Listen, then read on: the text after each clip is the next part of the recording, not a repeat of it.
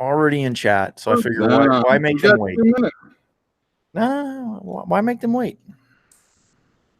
Well, let me just kill the internet. Because it's just to build the anticipation or something. I don't know. Yeah, they can wait. Well, they're not waiting anymore. Oh, we're on. Yeah. As I'm cursing at them. You're not cursing at them. Oh, good. Or whatever. Well, I'm standing, so that's weird. Hi, everybody. Yeah, the ceiling is very, very, very cool. Well, again, you went right live, and I didn't know we were doing that. I thought we'd discuss things beforehand. Nah, we're not doing that today. We're not doing that today. We don't have enough time. I don't know if you noticed, but I ran out of time. You ran out of time? Yeah, I ran out of time. Well, you also started us. But I've got. It's not even 8 o'clock yet. Or 9. It is 8:59 my time. So to people in Texas, it's 9. Now you guys have to puff up all these. That's ridiculous. Things. That's stupid. You don't like time zones, huh? No, you're being silly. It's called being obtuse. It's when you purposefully misunderstand stuff.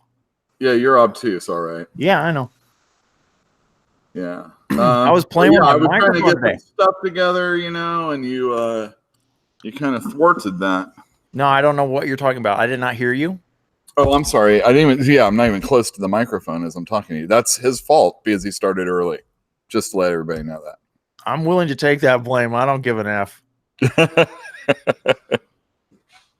Okay, awesome. How was your week? And if you guys hear any stomping in the background, that's Kyle. Yeah, I'm eating red vines. That's what you did all week? That's all I've done all week. All right. Well, that's an exciting life you live. No, you know what happened? This week's been terrible. Yeah, you've been having a hard time? Yeah, it's been a rough week. GoFundMe going? What's that? Nothing. What happened with you this week? I got introduced to and hooked on a Minecraft mod pack that I can't stop playing. Minecraft. Yeah, it gets in the way of everything. Over now, folks. Gets in the way. Ugh, Minecraft. Yeah, I don't like Twizzlers. Yeah, Twizzlers are really not that good. They kind of taste like plastic to me. I don't know what it is, but I do not like them. Whereas the idea of a Twizzler is good, but once you actually, get involved with that, it isn't. What isn't? A Twizzler. They suck, is what I'm saying. Dude. They're the Necco wafer of rope candy. Are Necco wafers really that bad? For me, they are. Oh. Some people like them, but, the first thing, when a person says they like Necco wafers, the first thing they see is this. That's always what the other person does. Hold on. Let's find out if these are true vegan. Let's find out. What are you eating? Red vines. Oh, the red vine. Wait, now are you doing red vines or Twizzlers? Red vines. Okay, but you said you don't like Twizzler. I can't stand them. Okay. All right. So the ingredients are corn syrup, wheat flour, citric acid, and artificial flavor, and red number 40. So yeah, I would say they're vegan. Yeah, well, I mean, in as much as that, it's just a bunch of chemicals coursing through there. I don't know. I mean, hold on. Corn syrup. Corn syrup's not a chemical so much as sugar, right? Super rarefied extract, right? And then wheat flour, nah. Citric acid, big whoop. Artificial flavor, yeah, that's probably a chemical. Red number 40, don't know. No idea. Yeah, exactly. Crap. And sugar. And yeah, no, I wish they didn't make them with corn syrup. But if I really want a food coma, this is how you do it. You let's say, for example, you need to go to bed and you just can't sleep. You just can't sleep. I've been screwing my damn microphone all day. What you can do is you can eat a whole bunch of red vines on an empty stomach, and it will cause you to go into a coma. It makes me go to bed real fast. Crap your pants, probably, right? Can't hear you. Oh, I'm sorry. Or crap your pants, probably. That's never happened to me. Sugar crap. No, not that. No, that's not what happens to me. Whatever. I don't eat that many red vines. I don't usually. They were on sale. Got a bunch of them. You go to the Costco and you get one of those big old tubs of it. Dude, I could eat those too. That's the problem. I can't buy that stuff. No, in you that will quantity. eat those. That's the problem. I will. Not that you can. I mean, you Oh, can. I will. Fine. Exactly. I will eat them until they're gone. So Jeez. it's probably Well, for the I best. personally, red vines are okay at a movie theater, but that's about it. That's a good place for them, but I don't go to the movies much. Yeah, me either. You know, I So- wanted to see that Jim Jarmusch film, and I just can't bring myself to leave the house. Well, that's a Jim Jarmusch movie for you. Don't I just judge. wanna leave the house. Don't judge. Man, it doesn't look good on you. Doesn't look good on What? anybody. I'm judging. I'm not saying anything. There's a Jim Jarmusch film for you. Don't even want to leave the house. Uh-huh. You're the one who wants to go see it, but doesn't want to leave the house. That's a neuroses, and that's my problem. It has nothing to do with Jim Jarmusch. I see. Well, cool. What's your favorite Jarmusch film? Dead Man? So, like his first movie, basically. No. What? How many has he done? Like 8 Men Out, and I don't know, dude. I stopped paying attention after Forrest Whitaker was a ninja in the city. I stopped paying attention after that. Ghost Dog. Wait, he did that movie? That was that Wu-Tang movie or something like that? No, it was Oh, Ghost no, Dog, no. man. Ghost Oh, Dog. Oh, yeah, we're talking about Ghost Dog. That's right. I forgot. He made Dead Man right before that, which had a really good Neil Young soundtrack. Oh, that's right. Yeah. And then before that, I can't remember, but he did at least one or two that I've seen. Can't remember what they're called, but there's this. So you like Dead Man? That was the Johnny Depp movie. Yeah, it was Johnny Depp and Dead Man. Black and white, stepping on a skull, that kind of stuff. Yeah, Yeah, I remember that. with Iggy Pop dressed as a woman. It's so weird. The Wild West must have been crazy. So yeah, he did a lot of stuff before that. I didn't realize. Well, he did a lot of stuff. It's not necessarily all necessarily. What are the early movies called? Well, Permanent Vacation. Okay, I don't know about that. Dude, I remember. Oh, that's Keep right. going. Okay, well, I'm looking at it. Yeah. Stranger Than Paradise. Stranger Than Paradise. That's the one. This That's the girl one from you're like talking Eastern about? Europe shows up to visit her relatives for the summer in like Jersey or something. And her cousin, who's a young dude, and his friend, they're both like ding dongs trying to hustle or something. I don't really remember. But in the end, they're kind of like dicks to her. And they ignore her and they don't want to hang out with her. And she ends up finding like a briefcase full of money. Oh, spoiler alerts, by the way. She ends up finding like a briefcase of money, and like by the time they figure out that she's pretty cool and they want to hang out with her, she's like, I'm out of here. And she takes off with this huge thing of money. It's awesome. It was a good movie. Stranger Than Paradise. I think so. All right, very good. Sounds right. He's also done videos and all sorts of stuff. Yeah, well.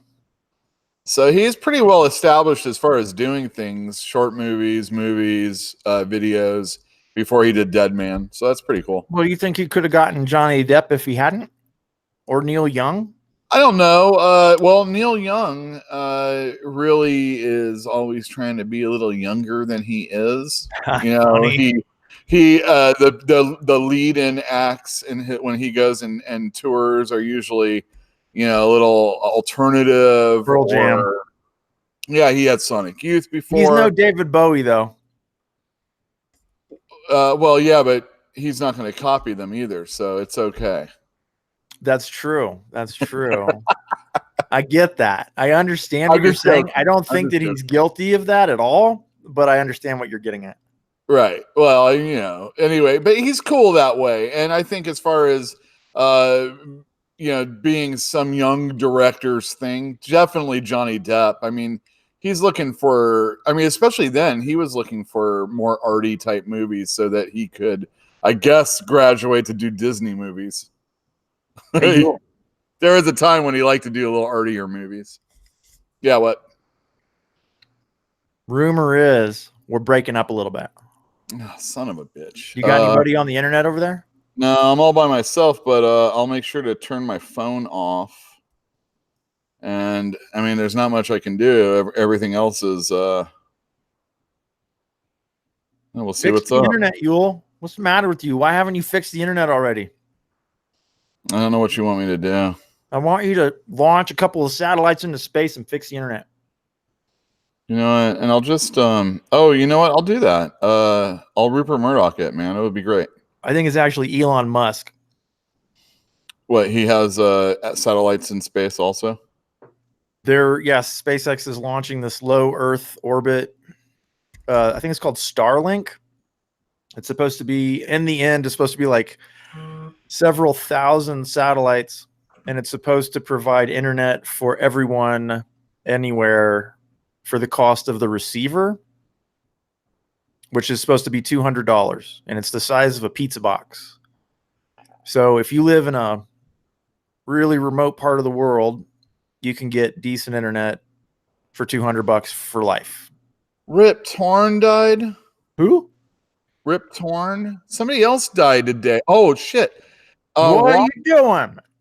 Don't worry about it. Rip Torn. I loved him. He was great on what, the Gary Shandling show? Or Gary Shandling?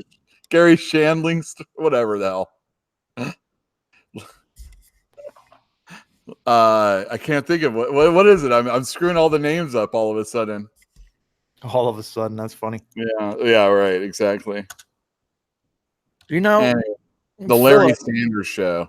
Philip always calls me his son's name, and he calls everybody by the wrong name all the time, except for his buddy Rick. Rick is the only person that is always correctly titled when Philip is talking to them. What is that about? It's just getting old. No, Too many names. It's hard. It's like he's got a retarded secretly, brain or something. Maybe he's secretly in love with, like, what'd you say his name was? Rick? Rick. Honest to God, I don't even know who Rip Torn is. So Rip Torn was. So did you ever watch the Larry Sanders Show? No. That's a fantastic show. Maybe one of, like, TV's best, if you can call HBO television. I can. It is. It's sometimes uncomfortable, not unlike a Seinfeld or a Curb Your Enthusiasm, but it's from a neurotic television show host like a Johnny Carson's point of view. And he has all these people that work with him. He has his sidekick, which is the guy who goes, "Hey now, I'm Hank Kingsley." And that's the guy from Arrested Development, the father. Tambor? Yeah, exactly. Jeffrey Tambor. And Rip Taylor was basically his showrunner, his host. You know, the guy who, I'm having a problem with this guest. I don't want to talk to him before the show, so he gets in the way type guy. I have a problem. I need you to iron out, whatever the problem is. And that's that guy. Rip Torn was fantastic in that role. And I'm not really familiar with a lot of his other work, but just that alone, it's really great. Okay. Highly recommended. Highly recommended. The Larry Sanders Show. It had Janine Garofalo in the early days. It had Jeremy Piven in the early days. Hey, question. Was Janine Garofalo funny then? She just played a stupid character. It didn't matter. He's I didn't know he was on that. Kimmy Schmidt, huh? Damn. Whoa, Fantinuum. Oh, it looked like him, man. We can only read so fast. I know, really. I had to fill that in. I see. It looked like Rip Torn. So another person died today, and I was amazed because I think it was 85 years old. That is weird. Fantinuum. The person who died. It was Ross Perot. Ross Perot died? Yeah, and he was like only 85 years old. I'm going to check that right now. Only. No. Dude, that guy was like he looked like a Keebler elf, and he looked like he was 85 in 92, or whatever it was. That's fair. I do recall that he looked pretty elderly at the time, but when was that? That was like 20 years ago, wasn't it? Yeah. So he was 65-ish at the time? I guess. I mean, which makes sense, but I thought he was ancient. Well, 20 years ago, I was 22, so everybody looked ancient. Yeah, but I was 32. So, wait, When? You're not 10 20. years older than me. Wait, how old are you? I'm 42.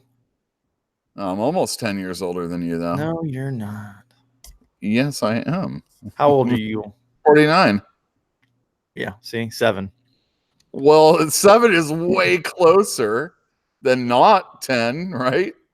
Whatever.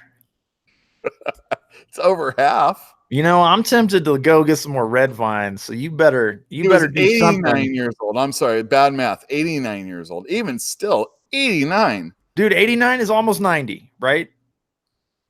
90. Yeah. Well, I don't know. With your math, it might be a far away. I'm not quite sure. He's closer to 90 than 70. Okay. Yeah, exactly. He's closer to 90 than 80. I mean, come on. He's closer to 90 than 85. Holy cow. Yeah, well, exactly. So 90 is the new 80. That anyway, God bless Ross Perot. Dude, is your microphone even working? What was that? Is your microphone even working? I don't know. Can you hear it? No, not really. You can't hear anything. You're not really. Did I turn my volume really far down though? That's the question. That's the question you should be asking. Dana Carvey, huh? Canadian. Eh?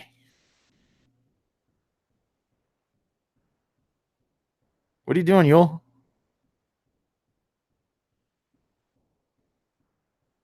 What are you doing, man?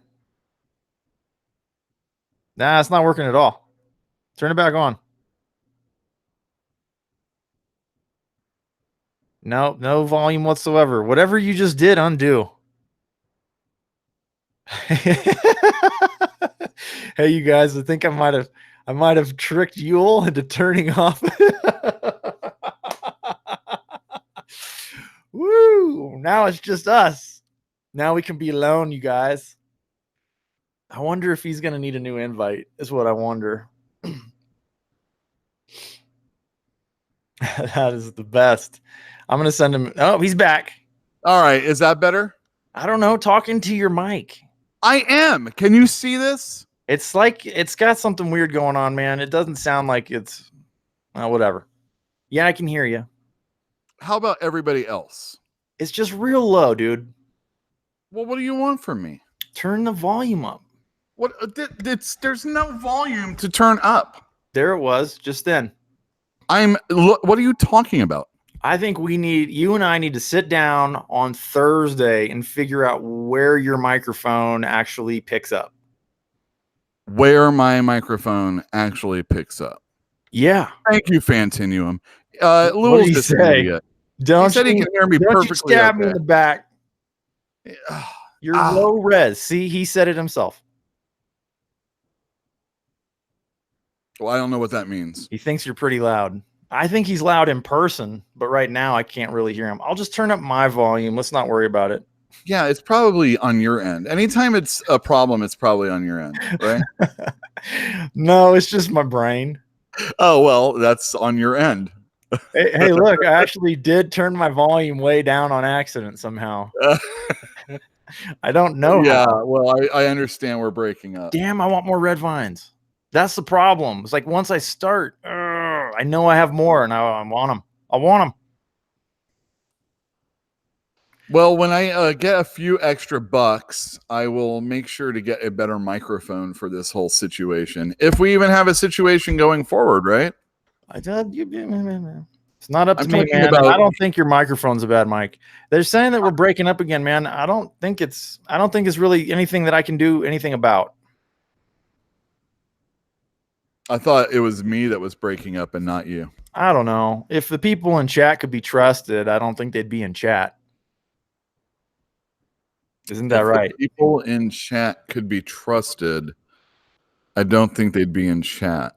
Yeah, you don't have to repeat everything I say. Just understand. I'm just trying to understand. I am. I'm trying to wrap understand. your mind around that little nugget of wisdom. All right, Mike. Yeah, finally. Someone on our side. Mike is like, yeah, okay, good. Thank you, Mike. Tell Fantinuum to get better internet or something. I don't know what to tell you, Fantinuum. Sorry. I did. I didn't. No, I didn't. I don't know. Maybe. Don't take it personally. I mean only love. I only mean love. What is this? My house has got ants in it this week too. There's some changes, man. There's changes. You have ants in your house. Yeah, the wood ant. Yeah, what do I do to go in the summertime here, and you just have to learn to live with it. What about so this is what we do at the house. We use talcum powder. Uh-huh. And we put it in, well, we try and identify where the ants are coming from. Yeah, I haven't done that yet. And you put it there, you put a lot, and the idea is that the ants bring it back to where they live. The talc. And it really is a problem for them. Well, how is it a problem? I thought talcum powder was pretty inert. I don't know what the deal is, but it's just what we've been taught to do, and it works really well. It does. And then if they're already in the house and you aren't the type of person that wants to kill ants, then what you do is like burn incense, and they'll go hopefully in the other direction. I'm definitely not doing that. I can't stand you don't care about it. Just kill the ants. I can't deal with the incense. It would make me crazy. Well, you could do something else like burn sage or something. That would also make me crazy. How about the floor of your house? Just burn it. Burn the floor? You're a ding dong. You just need some smoke. You need to smoke them out. What I do have, and what probably would work, is what is it called? Diatomaceous earth. And that's fine and dandy, and I may end up using that because it's like made out of silicon, I guess, really finely powdered silicon. But I'm not gonna worry about it because I've only had to deal with like 4 ants so far, 5 ants. I've been going on a lot of different YouTube channels as they've been having live streams, and I've been chatting. Well, and I've been chatting, but the thing is I chat as Yule Carter. Yeah, you do. And I get like 4 or 5 followers out of what I say. What are you saying? Wise things, very smart things. Oh, the kind of stuff that, like Brian Michael Bendis sucks. The wisdom is very clear. I don't actually say that usually. Just something funny, a little witty, a little something that's apropos to the moment to have people, pay attention to me for a second. I don't usually do it for people to follow Yule Carter on YouTube because that's really a worthless endeavor. Yeah, I want people to follow Fantastic Comics, So what I need to do, I need to make a video that says, "Hey, go over here instead." No, you need to be chatting as Fantastic Comics. Well, I have done that a few times. That's what you should be doing if you want people to find you at Fantastic Comics. I'm just letting you know some of the stuff that when I'm online I do that. The stuff you get up to.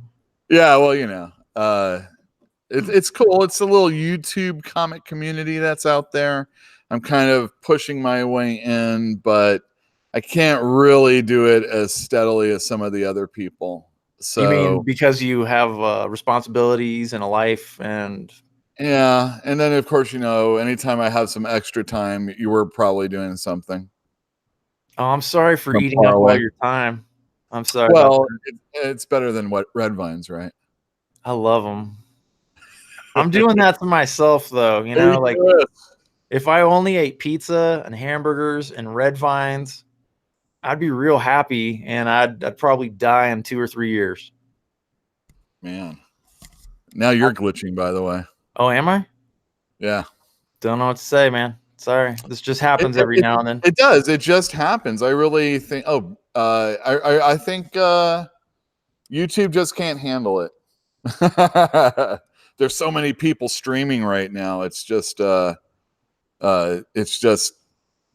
overloaded. Well, if there was a setting, ooh, Tuesday's a popular day, also. Well, they're getting rid of Hangouts anyway, so they don't care. Well, that's what I'm saying.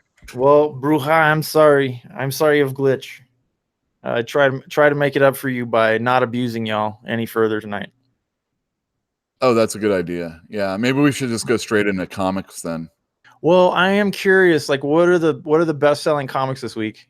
Wait, don't tell me though. I want to guess because I enjoy guessing. All right. We didn't have an Avengers last week. That is correct. Do we have one this week? Coming out tomorrow, yes. Oh, okay. How long has it been since there's been a Ghost Rider? There hasn't really been a Ghost Rider. There was a one shot a little while ago, but he's been in Avengers. Yeah, I remember the Ghost Rider and the She-Hulk and what was that crossover called? War of the Gods or something? Yeah, War of the Realms, yeah. War of the Realms. Wow. The stuff that we do. All right, go ahead and just tell me. I'm not going to be able to guess. All right. Well, so our number one book sold last week was Green Lantern, number 9. Yay. Okay. That was last week. That was last week. I personally did not read that. I always seem to be one issue behind. So when the next one's coming out is right around the time I read the last one. It's a great series. I love we already know. I'm a big fan of it. Wow, that's a lot of noise. People just want to like hit our doors sometimes. Or set up. Oh man, I wish you could hear that. I can hear that. Yes. Yeah, I wonder if I have to go mess somebody up right now. Well, if you're gonna go, I'm right here. Hey man, if you're gonna go do that, turn that camera around so we can watch. With the live stream, you're going nuts. Oh, did you? You don't want to just hear my voice yelling at somebody? All right, that's it. Turn the camera around. All right, I'll do it. Yeah, baby. Hey, say something.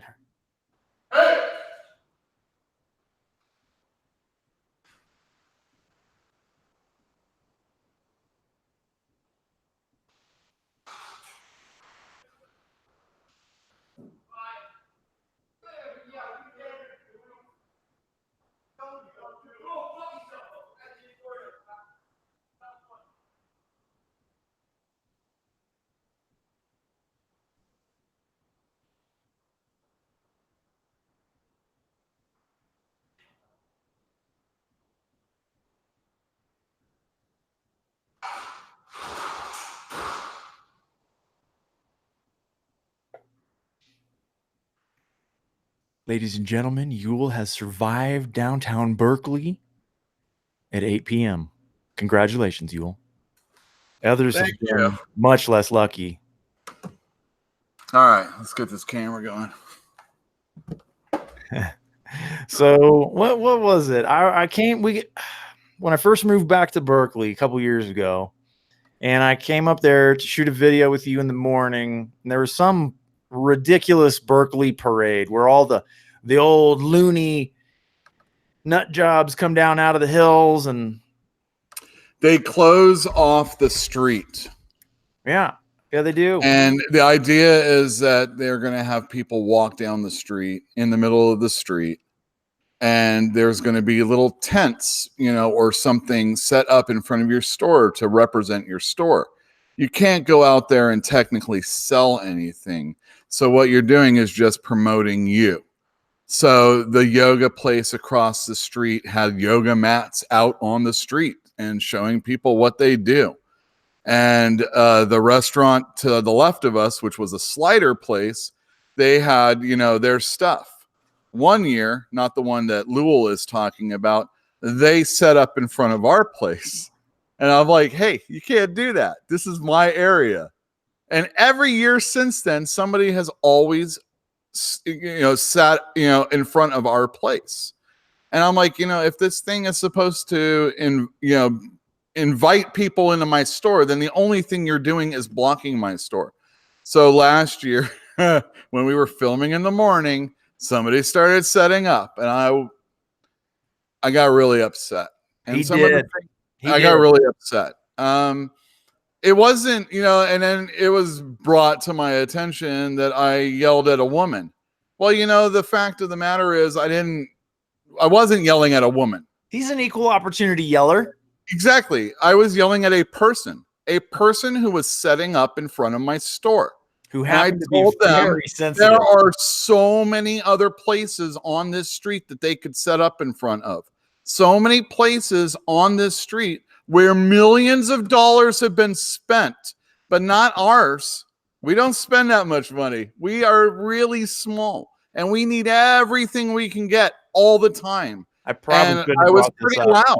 I wasn't a cool dude. I wasn't at all. I got to admit, I have been going through, and this is not an excuse. This is just something else that kind of helped give me a little extra gusto. I've been going through some really hard pet situation at the time. And, I knew I was facing the final solution when it came to Poach. And, it was just another day when I wasn't with him. And it just was like, I can't stand this crap. I can't stand you. And thanks a lot. Ghosts, not you. Y'all are great. I just, whoever was in front of me at the time. And I apologize, and I did all the stuff I was supposed to, but I'm sure it hurt our business. Anger management? I don't have time for that. It's a great movie. And not only that, that's not necessarily true that, expressing your feelings or not blowing up is necessarily, good for you. I don't know. I feel like I'm pretty stress-free overall. It's popping a pimple, and once you do it, it's done. Sure, there's a little blood. Sure, there's a little blood afterwards. Yeah, but overall, I try not to be super hurtful, even if I am angry. I remember remember how that guy stopped in front of me when I was honking at him. Yeah, I remember you telling me. So this is the 13 freeway. It's a 2-lane road, one going one way, one going the other. And we're getting off on the off ramp. So when there's backed up traffic, like there always is in the morning, it could be a garbage truck. It could just be a long line. They do orange cone stuff all the way up down the street, and it lets off onto Ashby. So there was a couple cars behind me, and I hear honk. It's kind of a stupid honk. It just didn't sound, and it probably sounded like my car. But it was a couple cars behind me, and we're stopped for traffic, and it's slow going down this hill onto Ashby off the 13. And this guy keeps honking. And finally, the car behind me turns left, and the guy is behind me. And now he's honking at me. And now I'm in the position of the guy that got out of his car to yell at me. And I'm like, I'm going to get out of this goddamn car. I open the door. Nope, it's locked. Oh, thank God. Thank God. Yeah, it was pretty hilarious. But he was going to get out he was getting out of his car. Anyway, I'm like, shit. So I basically just look at him. I'm like, get in your goddamn car, you asshole. And I flip him off. I'm like, you've been honking for an hour now. What's it going to accomplish? Anyway, so that was me the other week. But I don't know what he was honking for. I mean, this is just a long procession of cars. Nobody was like doing anything to prevent us from going anywhere. I'm not going to defend his actions because I can't stand honking. But I mean, who knows what went wrong with his life that day or 20 years ago? Who knows? Who knows?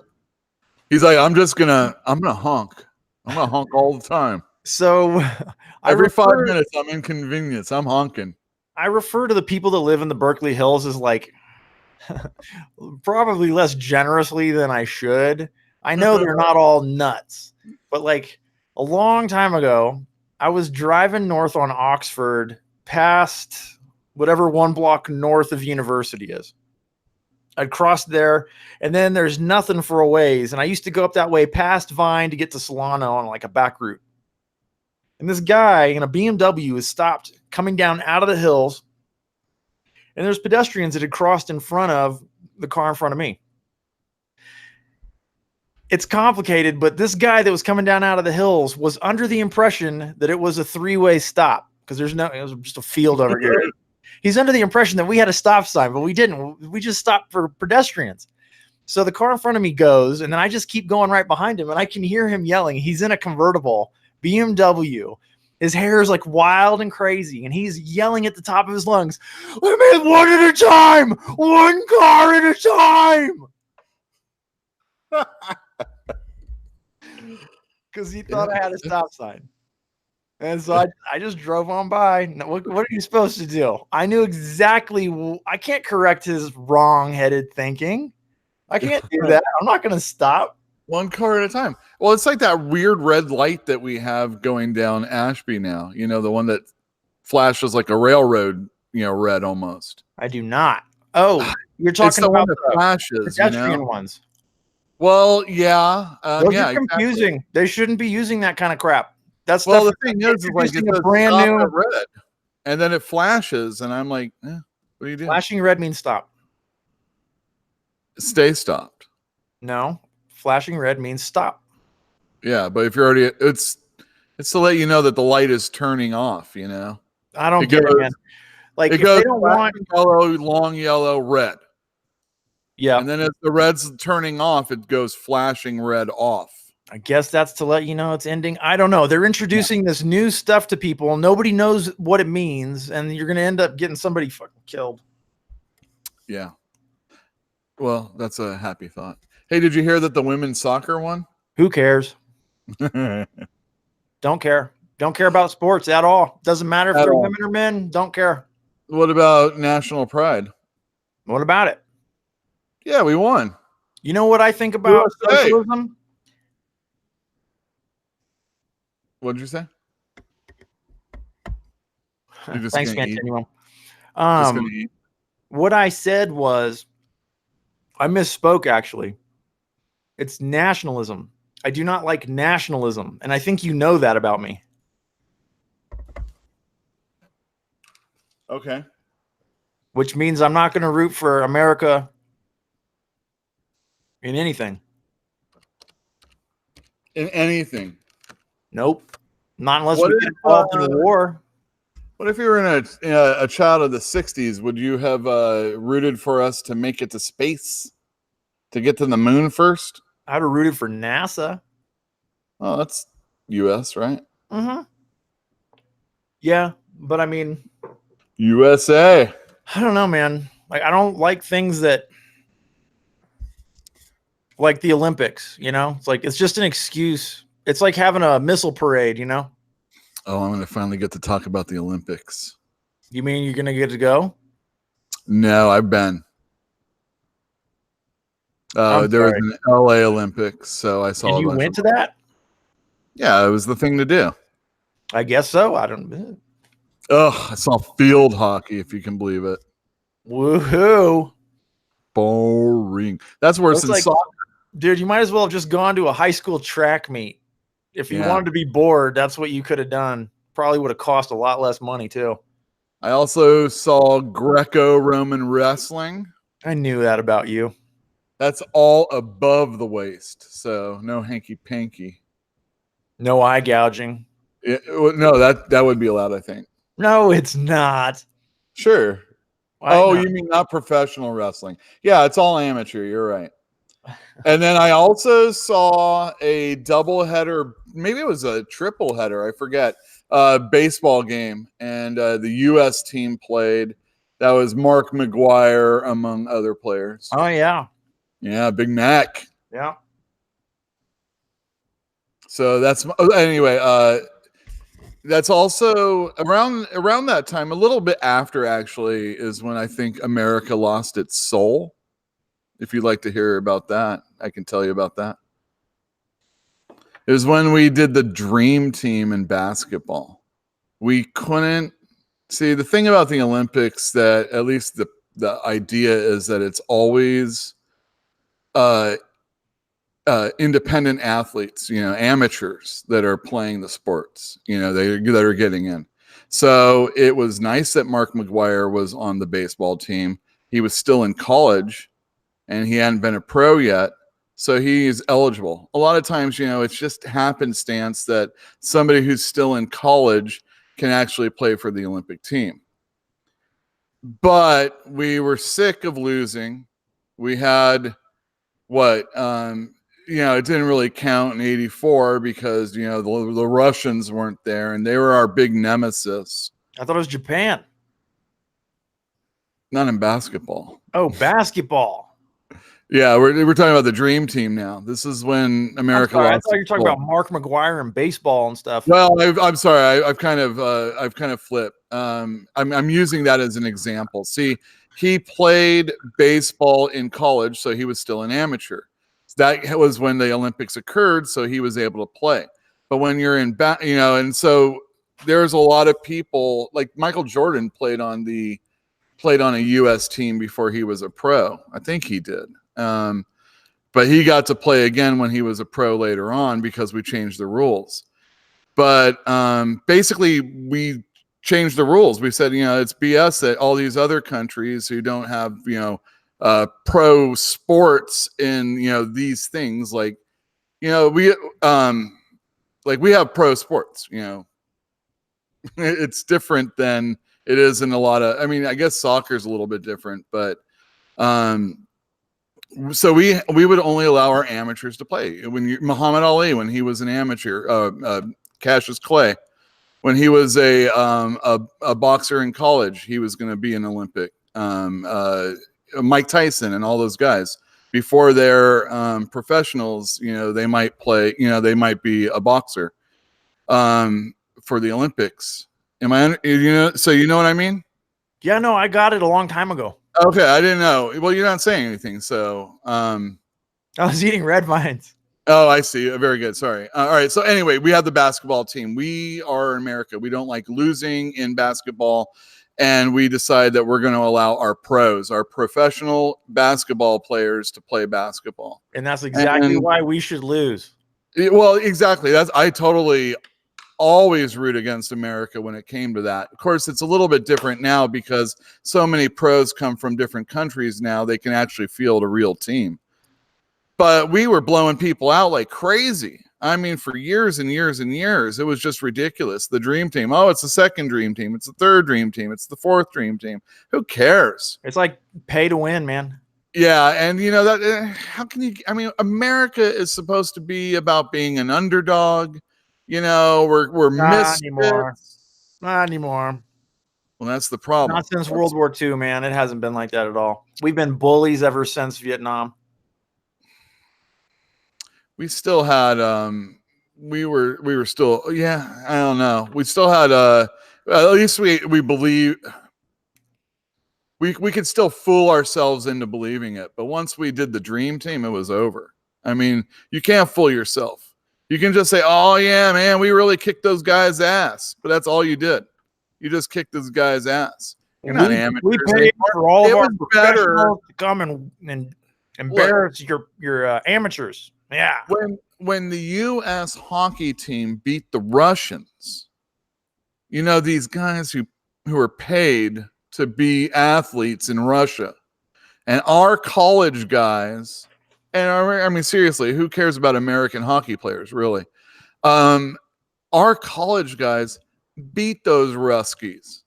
And that was like a certain amount of pride that everybody had, whether they saw it live, which they probably didn't, or saw it on tape, or heard about it afterwards. It was like really awesome. We were still underdog team that everybody loved in like the 1980s. So I don't know. I think we still at least believe that of ourselves. But once we did the Dream Team, it was over.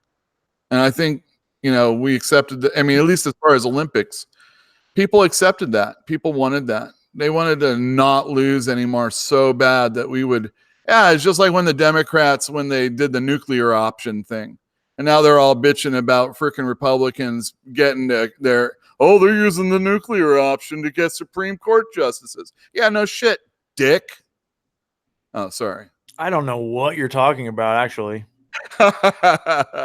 It's just the same thing. I mean, it's like we want to beat these people so bad that we're willing to do this, and it's going to hurt us later on. Myopia. It'll hurt us later on. Your soul is lost. Well, anyway, I don't really like I don't like sports, and I don't like the Olympics, and I don't care for nationalism as a thing. So, I don't care. All right, very good. Nationalism is a bad idea. Well, it is. I mean, unless it's simple and it's just there to spur competition, but that's not what the Olympics are doing. The Olympics are there as like as a way to cheer on your country and like best people and be better than them. And like, I think that the world doesn't need that anymore. I don't think the world needs military parades and like a big country with tons and tons of money, like rubbing it in everybody else's face. Oh, we're so great. We're so but it's a quaint. I mean, maybe not military parades, but any type of parade though. That feels like such a quaint antiquated notion of, yesteryear. And yet, didn't we just have one on the 4th of July? Well, yeah, we had one. I don't know. I was working because North Korea is doing it, so we need to as well. Well, that's his buddy, right? Rocket Man. I don't know what's going on in that dude's head, honest to God. I was embarrassed about Bush back in the day, but Bush was not embarrassing by comparison. We still have parades. I mean, it's just weird. Even like the Macy's Day Parade doesn't seem like quite the thing it used to be. It's not. That was never important. That was always boring. It's always been boring. The thing is those things are all just, maybe we realized and finally when it's just corporate, I think maybe we realized on Thanksgiving and watch advertisements go by. Even the Super Bowl. Remember how they used to always, hey, you don't like the Super Bowl, you could at least watch this for the commercials. They don't do that anymore?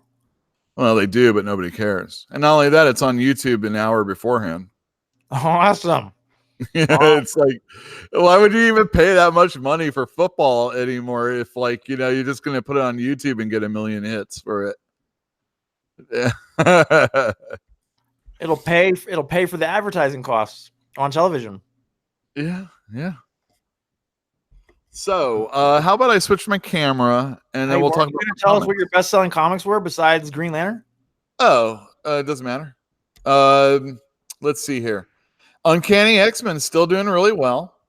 Lois Lane did well for us, and Doom Patrol sold out, but unfortunately, we didn't get all the covers that we were supposed to get, or else maybe I'd say that did really well. There was also Walking Dead number 193. That was the last issue of The Walking Dead. 193? Yeah, I think it's like short of 20 years, like just short. Something like that. And it was unannounced. They were soliciting for 194 and 195. So there was, you didn't know that it was going to be canceled. Certainly they didn't. Diamond didn't. They might have, because, there might have been some sort of like legal issues when you announce something that isn't going to really happen. So they might have actually known before they said anything. Huh. And Robert Kirkman's, really good at keeping people to shut up. There was a couple of new comics that came out that did pretty well for us. Sea of Stars, that was that Jason Aaron book. And then Space Bandits. There's a ton of covers with those, but for the most part, we're not a store where we're selling a lot of covers to the same person. Only a few collectors do that for a few books, or at least a few companies. So it's not that big a deal. So, and there was one other. So Walking Dead sold out. And then there was a World of Black Hammer encyclopedia. I didn't get a whole lot of those because although I find them fascinating, they're kind of dorky and there isn't very much story. So we actually sold out of that also. So there's a lot of good things that came out. It just wasn't, super heavy hitters. Okay. Yeah, there you go. Yeah. So tell me something. Tell you something about what? I'll tell you that I asked you to call me the other day and you didn't. I'm sorry about that. You're not sorry. No, I am. I'm I know very what sorry. happened. You're like, I'll do it tonight on my way home or whatever. And then on your way home, you're like, I'm going to listen to this baseball game. Right? No, there was no baseball. Oh, so you have no excuse. Well, I forgot. That's my excuse. I'm not going to remind you. But we need to talk before we do the we're doing the final episode of The Black Company on Thursday. Well, what do you need to talk to me about? All I have to do is read it, right? Yeah. Yeah. Well, I'll read it. That's not all you have to do. Oh. Now that's upsetting. Look, it's the last episode of the last chapter, which is really short. So we're going to be talking about the book as a whole. So yeah, you need to do something more than just read the last 20 pages and be prepared to talk about that. You dig? Yeah, I dig. Lois Lane. What is she, a that? reporter? Can you see that? I can lower that. What do you think? It's fine. I like Superman burned in the newspaper. Yeah, it looks nice. I think it was a pretty good issue. Let me lower this just a little bit. More red vines.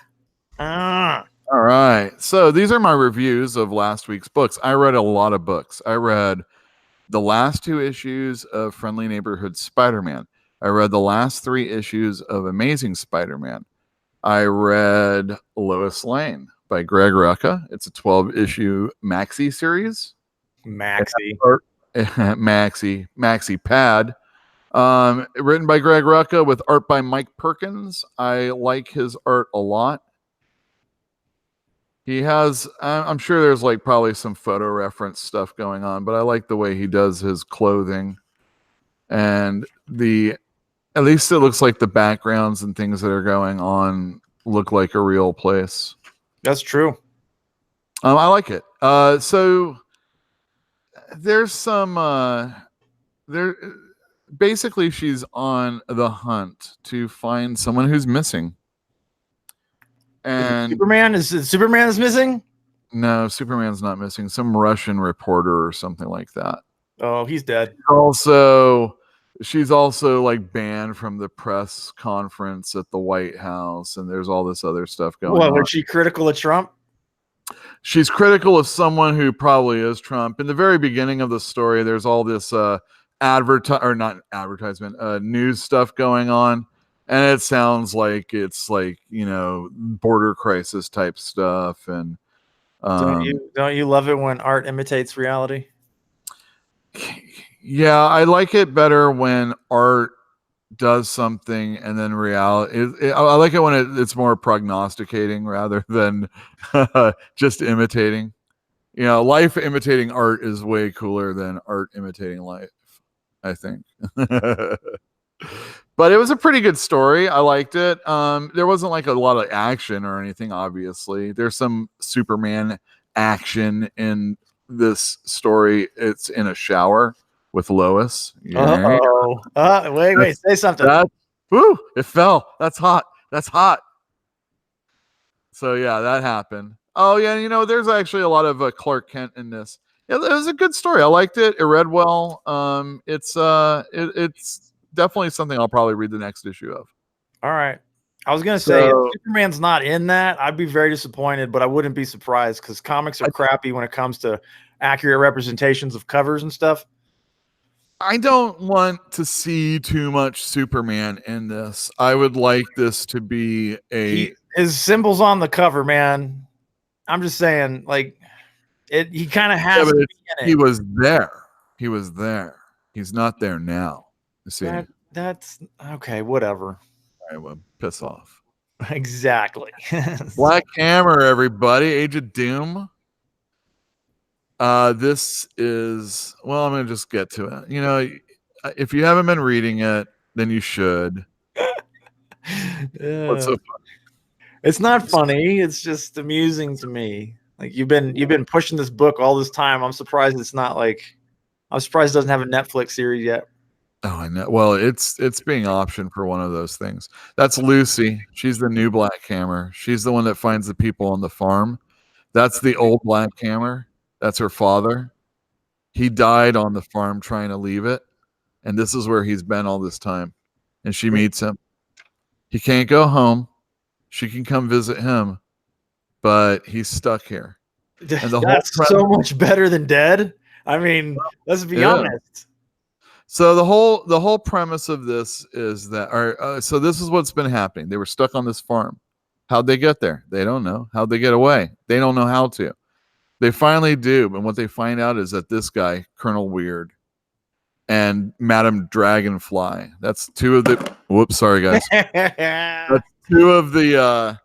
That's two of the people from the team that are stuck on the farm. Well, they've been the ones behind it all. And the thing is that the whole team has been in like the stasis. And the reason is that the big baddie that all the superheroes defeated before this series started is going to come back. He's kind of like the negative energy of all the positive energy that the heroes bring. So if they come back, then he does too. And they're now free of the farm. And yeah, it's some good stuff. Lucy's like, her father says, hey, you're the one who has to do this. These people can't be in this universe. And she's all, but daddy, I can't kill these people. And he's like, I didn't say you're going to have to kill them. So it's still got some really cool moments in it. And there's a lot of like, you know, I don't know how they're going to solve the problem that they are or where they're necessarily going. I've been enjoying this series a lot. It's got fantastic artwork. Black Hammer. Black Hammer, everybody. Space Bandits. This is a Mark Miller book, so you know it is potentially going to be on Netflix. Yay! Hey. Everything he writes is going to potentially be a movie, a TV show, a one-shot, I don't know, a mini-series, a series. Is it just me or is that lady pointing that gun at that dude's head? I mean, who taught her gun safety? Well, if you read this, well, he's pointing one at her also, dude. Who taught him gun safety? Well, they're bandits. What are you going to do? Bad bandits. She is wanted, and he turns her in and then rescues her after having got the money for having turned her in. The ransom. That is very clever. That is. He doesn't find out. Well, the thing is that at the end of the story, she's like, hey, you know, I was thinking maybe we should stop doing this and go like live somewhere on all this money. He's all, you know what? I've been thinking that too, right after this last mission. And he leaves her there. What a dick. That's the second character we meet. The first character we meet is this chick here. And she's running a really cool crew. She got all the best people. And they're doing a really great job. And they're going to like, you know, retire and everything. And they do her dirty too. And I got to admit, in the first part of the book, when you meet her and she's done that way, I was pissed. I was like, this is some bullshit. And then when she got it, I was like, oh, I see what's going. And then they meet at the end. I like this first issue a lot. I didn't tell you everything. I told you a lot. But the artwork by Matteo Scalera, if you read Black Science, then you know you're going to like it. This was fun. This was funny. I liked it a lot. I read Teen Titans also. This came out a week or two ago. Lobo's daughter is Crush, and Lobo is back, and he is beating the holy hell out of her. Why? He's not too fond of people existing of his race. Okay. And he is letting her know it. So he's gonna commit murder on his own kid? Yeah, he's trying. Is he So the really? Teen Titans are involved. This is an action issue. What Not a is whole his lot of- race? Say, what was that? Is Zarnians. Zarnian. So is Yeah, his with the daughter full-blooded CZ. Zarnian, or is she half a Zarnian?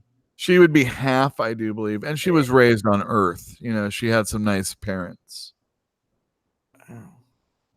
But the Teen Titans are helping out. Like I said, this is not deep in story, but the action is good. And since we've been following this character for a while now, we're getting a lot of, it's finally, this is fun. I wouldn't say it's fan service, but this is where the story's been going for a while. Okay. We knew it was going to happen. Superman Up in the Sky, I read. This is the Tom King story. He is introduced by Batman. That's a great first picture. It has nothing to do with the story. He's introduced by Batman to this little girl who's dying. And Is the little this the Make-A-Wish Foundation? No. He's doing good deeds over here. The little girl tells him of an incident where her and her friend, I don't know if it was her sister or not, were hiding as, something happened and all these people died or whatever. Anyway, she was taken away into the sky. And so that's the reason why Batman wants Superman's help. There's some really cool stuff here as far as artwork and just kind of getting into the character of Superman doing stuff. He's working with Green Lantern. He's up in space. And he tries to get Perry to let him do a story on this situation in Gotham. But of course, he's all, we're the Daily Planet. We do Metropolis news. So that's kind of what was going on in this first story. It's a 6-issue mini. For those of you that didn't get the Walmart 100 pagers, that's the main story in those. And it's finally getting put in comic book form. It was a good first issue. I liked it. It didn't make me think The Vision or Omega Men or Mr. Miracle as far as like, wow, that's a really great first issue. But a lot of the things that we've seen Tom King do lately, like, with Batman being kind of a wuss or Mr. Miracle and all that celery eating going on with Darkseid, this seems like he's getting a good grasp of the character, and I'm interested to see where it's going. I'm happy it's finally getting collected. Hey, Yule, what is celery eating? Darkseid has this scene in Mr. Miracle towards the end, and we're talking about Darkseid. He's like a new god. He is god of apocalypse. People are there for his bidding. These are the fire pits of apocalypse we're talking about. This is where Mr. Miracle was tortured by Granny Goodness and the female furies come from. And, only the strong survive, et cetera, et cetera. And he is having a meeting with Mr. Miracle, who is the leader of New Genesis. And he comes and he has a conversation with him. And there's a platter of celery and carrot and dip, like you'd have it. I get it. And Darkseid's eating carrots and celery. And why? What is the problem, man? What's the problem? It's just so mundane and normal that it's like, what are you doing? It's Darkseid. Darkseid is not mundane. He is not normal. Superman is not a normal person. He cares. He has empathy for people, but he can do incredible things. You know what? We don't need to see him peeing. What do you think Darkseid likes to eat? No peeing, okay? What do you think Darkseid likes to eat at cocktail parties? Darkseid doesn't go to cocktail parties. I doubt that very much. This is that Friendly Neighborhood Spider-Man I read. It was pretty good. It was not my favorite, but I like the artwork a lot too. Who did it? Ken Lashley. Somebody I never really enjoyed. This repartee with the cop here is pretty good. I liked her. I like when Spidey has a cop he can have a conversation with someone he actually is doing business with. Because Spidey's a good guy. Oh yeah, so the deal here is that the May Foundation, that's his Aunt May. She's putting her little soup kitchen back together again. And there were some, and of course, all the business people don't want bums around. It's almost like have you been to Berkeley? It's almost like Tom Taylor is writing a story saying, Yule, your attitude with the people that sit outside your store is shit. And I'm going to write a story to let you know that. You're cussing a lot today.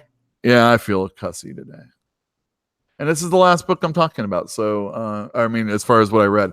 But I actually liked it. I thought it was pretty good. There's like this crowdfunding organization that's involved with the soup kitchen.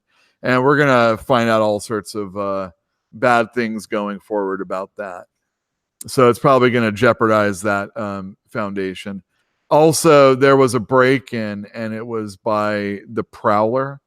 We've talked about the Prowler and how I told you that I thought he was the predecessor to Spawn. Yeah. And so he's in this one also. It's pretty good. I liked it. It was an okay issue. The one before was cool too. Cool. 2 parts so far. Hey, do you think homeless people like soup? I don't know. Probably. Who doesn't? It's warm. I mean, in the summertime, I'd rather have a sandwich personally. Well, they might make sandwiches. I don't know. I'm just, just asking the important questions. That's all. I like some chili. That sounds good. Chili cheese fries? Just some good chili. Ooh, chili cheese fries. All right. You ever been to Sonic? Yeah, I love Sonic. Okay, so I went to Sonic. Strawberry slushies, please. Well, I had their tater tots. My buddy ordered them, and he's like, you got to try these. These are really great. And they're tater tots, and they've got like chili cheese on them, right? Oh, man, those things are kind of nasty. They're kind of gross. Yeah. They're delicious, but they're kind of gross. Right. You know the problem I have with a lot of comic books these days? They don't have chili cheese fries. Well, that's always a problem. A conversation going on, and there's a lot of story, but there's not a whole lot of action. And it was almost something to make fun of back then, but now looking back on it, I almost like it more. It was like they would have these long diatribes as they're like punching each other, you know? Oh, yeah. I got you. And it was silly, and it doesn't seem real, but you're not supposed to necessarily link the two together at the same moments. You know what I mean? Yeah, no, but okay. I'm just saying, like, conversation can happen in between something happening. It doesn't mean it's necessary. I mean, because it's like on a page and it's just one picture. It's anyway. Now they stand around for like 5 or 7 pages just before they're gonna like kick each other's asses or something like that. Do you think it really makes? I mean, does it bother you in the way that it's done nowadays? Did you like it back in the past? What? Because you're correct. When Spider-Man and Doc Ock are going at it, or whoever the hell he likes to fight, doesn't make a lot of sense that they're going to be chatting during. Well, they're not saying, hey, how's it going, or anything like that. It's usually supervillain speak.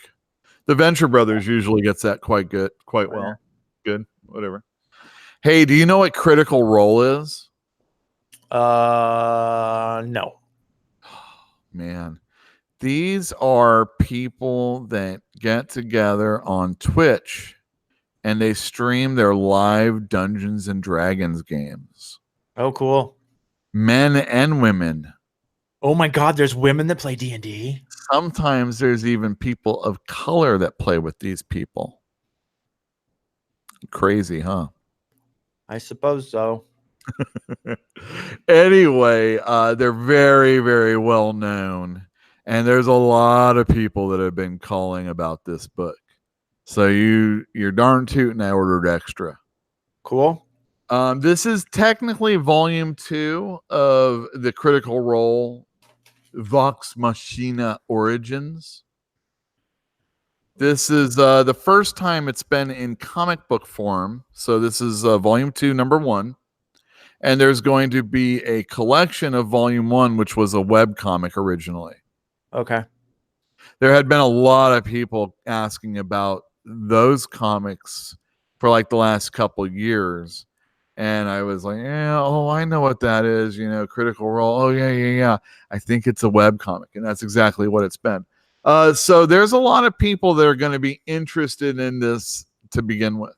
And these are basically their D&D adventures, maybe the ones that were on camera, illustrated. Cool. And I know you're a big Dungeons and Dragons fan. Yeah, I am. And look, you can see what semi-famous people did in their game. It's written by Jody Hauser. I think Matthew Mercer is the dork who's the DM. And yeah, there you go. Who drew it? Who drew it? People I don't know. It is drawn by Olivia Sampson. It looks pretty good. The colors are nice. I do like blue. I think it looks pretty good, actually. It's kind of, I'm assuming there's going to be humor in it, but I'm not sure. Why are they funny? I don't really watch people playing D&D too often. I don't use Twitch at all. Dorky, you know. Wow. I mean, I can watch my friends play it as I sit out of it, you know. But people I don't know. Sometimes they get like somewhat famous people involved too, but I don't know who those people are. So anyway, Critical Role coming out tomorrow. I read about half of this. We got a small ash can version of it, and I had read it before that, like 10 pages. It is pretty good. It's written by. Do they still do ash cans? Image does every once in a while. I haven't seen one in a long time. They're not fancy like they used to be, and it's more just promotional for, I don't know, people used to do ash cans to say, hey, look, this is what I'm working on. This is what's going to be coming out. Whereas this ash can is like, hey, this is done. Why don't you read it and tell us, you know, and think about ordering it. So it's a little bit different than it was back then. Also, they're not like card stock. It's just like black and white versions of this, just smaller. Anyhow, this is written by Cullen Bunn. It has art by, oh my gosh, Baldemar Rivas. And it opens in Mexico. And this little kid is confronted by these people that are coming to investigate this situation. There's a doctor, a military person, and I don't know what else. Anyway, the kid's showing them around because he's the only one that's not sick in this whole area. And then he's like, hey, these are the real sick people that we have. And I don't know if you can see it, but they're all kind of blobby, like they're an Akira character. Yep, that's what I was thinking. And they're like, hey, but, you know, you got to show us to this Dr. Livingston. And they're like, hey, that is Dr. Livingston. And he's all, oh, look at that guy. And then here we have Boston in 2016.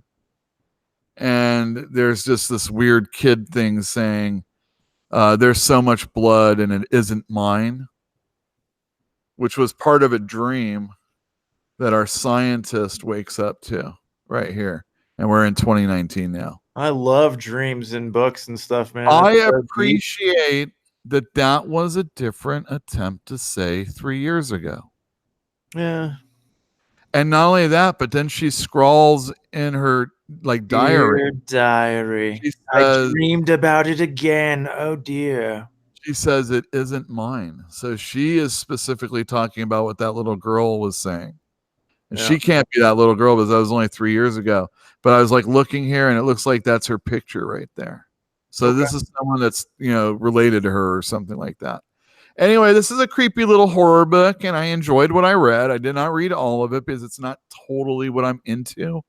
But I liked about the 10 or 15 pages that I read. And if it's if you're that kind of person that wants to read something a little scary and spooky, this is definitely a good book. I like what I read. Nice. Yeah. Oh, Wolverine and Blade, another comic that Diamond shorted us on. There were supposed to be 2 covers. Yeah. We got this one. Wolverine. You may know Wolverine. He's the guy that slices fools up. And Blade's the guy who slices vampires up. Pretty good combo. It's written by Guggenheim, who's a TV writer. And it's drawn by Dave Wilkins. I have not looked at this art. What do you think of it? Give me another page to judge it by. You got sliced up. Ooh, there's a page for you. I'm joking. All right, here, let's put this in the middle. You can see Blade. You can see Wolverine. You can see these vampires. Oh, look at that. He got claws up in his head. So there's going to be a violent comic book, it looks like. Yeah, but nobody cares. Like, you can kill all the vampires in the world. Nobody cares. Nobody gets hurt. Teeth right there. Those are pretty cool. Very pointy looking. For digital art, this looks pretty good to me. I agree. It's got that whole like blurry background thing. Oh my god! Look at Wolverine here. He's all on fire. Look at his leg over there on the other end. You see his skeletal. I don't know if that looks like a rib cage almost. That is not his leg, Yule. Oh, that's some other fools. It does look like a rib cage. It is a rib cage. Anyway, I'm looking at it backwards, so it's a little funky. Anyway, yeah, so there you go. Wolverine and Blade coming out tomorrow. Uh-huh. Yeah, and Guggenheim actually was the guy who did an X-Men series that dealt with vampires. That's when Jubilee became a vampire. Wait. X-Men... What? No, not Guggenheim. That was a different guy. Who am I thinking of? Maybe it is Guggenheim. Whatever. I've got too many names in my head. Yeah, X-Men had it. So X-Men have dealt with Dracula before. Those are Bill Sienkiewicz issues. He did an annual and an issue, and basically Storm was the object of Dracula's desires. Well, yeah, obviously. Yeah, exactly. If I could sink my teeth into Storm. Anyway. Hey, everybody. There's more War of the Realms for you. Bruja, get it. Omega, but it's the only issue. Don't worry about it. This is the last one. I assume this is going to be like, hey, I'm Jane Foster and I got a book coming out. Hey, I'm Loki. I got a book coming out. Hey, I'm Malekith. We'll see what's going to happen to me. And then, what is that? Punisher definitely has a few more elves to kill. And there's going to be something coming out that. So I'm assuming this whole book is going to get you pumped for future series that are going to be coming out. Uh-huh. Order now. Order now. Don't you mean Savage Sword of Conan? Look at that. So this is a new team working on this. Jim Zub. Jim Zub writes all things fantasy. He wrote the Rick and Morty Dungeons and Dragons crossover. Oh, okay. He writes Dungeons and Dragons comics. Okay. For Image, he wrote Skull Kickers. And he's been working at Marvel doing things like Champions, where he took them into a fantasy setting. And now he's doing Savage Sword of Conan with art by, oh, wow, I love it. His name today is Patch Zurcher. Patrick Zurcher blocked me. He decided to block bot, and I got caught up in it. Wait. His name is Patrick or Patch? It's Patrick, but sometimes he goes by Patch. Like Patch Adams? Yeah, kind of like that. I'm going to tell you a few things. So he block botted me. And then that was when I told you about Kurt Busiek bot blocking me. Yeah. So basically, I follow somebody on Twitter that they don't like, and they say, anybody that follows this person, I don't want to hear from. And I made that mention where I said, hey, I'm a comic store owner, and, it's really sad that these guys block bot me. How do I know when they're going to be coming out with something, Patrick Zurcher does not block me anymore. He got over it. Oh. But as he was getting over it, he was defending somebody that wasn't so cool in comics, so he was getting pissed all over. So great. Now he doesn't block me when everybody else hates him. He also famously said he griped about DC making him redraw a Superman cover 2 times. And then he said, over at Marvel, I hardly ever had to redraw anything. So now he's back at Marvel, everybody. But overall, Patrick Zurcher is a fine artist, and I can't wait to read this issue of Savage Sword of Conan, which I think is going to be more than one issue like the last one was. I love it when Conan's all, hey, I got a lot of money and I got a big red sword. Let's talk about that cover. Yeah, let's talk about it. All right. You don't like staring at his crotch? I don't care. Oh, I don't care. But let's be real honest about what's going on here. His legs look really scrawny there. Don't worry about his legs, man. Where's that gold? Look at the gold. The gold. That's right. Yeah. And then there's that dude's hand pointing. Well, his head, he was pointing. Now he's not pointing anymore. Yeah, he's like leaning back. So like your eye is drawn centrally. The whole cover is intended to draw your eye and wonder, like, hey, if we move that gold off to the side, it just peek, just a little peek. What's under there? Yeah, well, I mean, do you remember when I was telling him about that Female Furies cover where that one person on the internet was like, oh, look, everything's pointing to this, this chick's, crotch. And it obviously wasn't. This is. Well, rope. There's really nowhere else you can look, But I like it because Conan sits back like that, like he's like, F you. I'm gonna do whatever I want. I'm so confident in my masculinity that I will let you look at my balls. And not only that, but he's got this lady behind him. It's great. This wench. She doesn't look like a wench. She looks pretty self-possessed. Yeah, well, maybe. I can't wait to read it. I'm down. This is one for me for sure. Of course it would be, right? You want to know what's under the gold. That's right. Bitter Root, for those that haven't read this,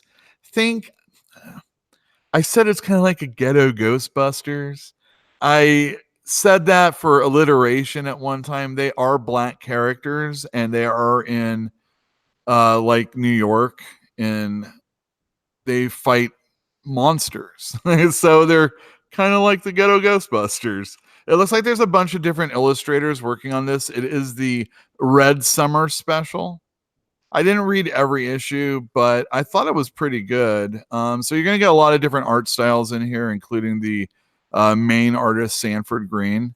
Sanford Green worked with David Walker, who writes this book, on Power Man and Iron Fist. And I can't remember all the other things he did for Marvel, but one of the best ones he did was this one for Thor. It was a Thor 12-issue series that was more geared towards kids.